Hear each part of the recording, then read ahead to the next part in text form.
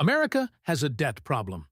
The United States now owes roughly $40 trillion, and that number continues to rise every year. The question is simple. Who will keep buying all this debt? The U.S. national debt is approaching $40 trillion. Annual federal deficits have recently been running around $1.5 to $2 trillion per year, meaning the government spends far more than it collects in taxes.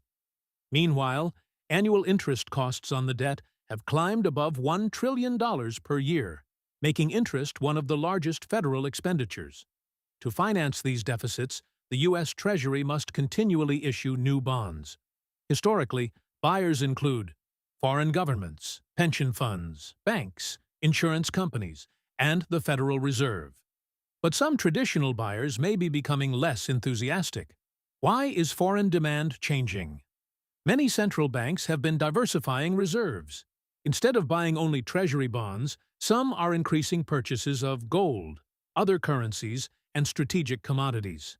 This trend accelerated after the freezing of Russian reserves following the Russia-Ukraine war, reminding many governments that reserve assets can become geopolitical tools. The Middle East could become another important factor. For decades, oil was largely priced in U.S. dollars.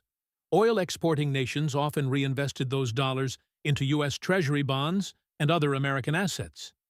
This system became known as the Petrodollar.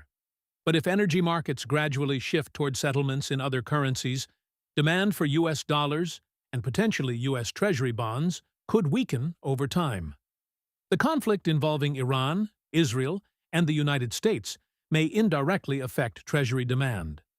Some countries could question whether the current security arrangements in the Middle East still justify maintaining large dollar reserves. If fewer petrodollars flow back into Treasury bonds, the U.S. may need to attract other buyers. What happens if buyers demand higher interest rates? If investors become less willing to buy Treasury bonds, the government may need to offer higher interest rates. Higher Treasury yields can lead to more government interest expense, higher mortgage rates, higher borrowing costs for businesses, and pressure on stock market valuations. In summary, the United States is not facing a debt crisis today. But with debt approaching $40 trillion, deficits continuing to grow, and global buyers diversifying reserves, one question is becoming increasingly important. Who will buy America's debt tomorrow? What are your thoughts? Is this an important issue, or with time and economic growth, will this issue go away? Please like, comment, and subscribe.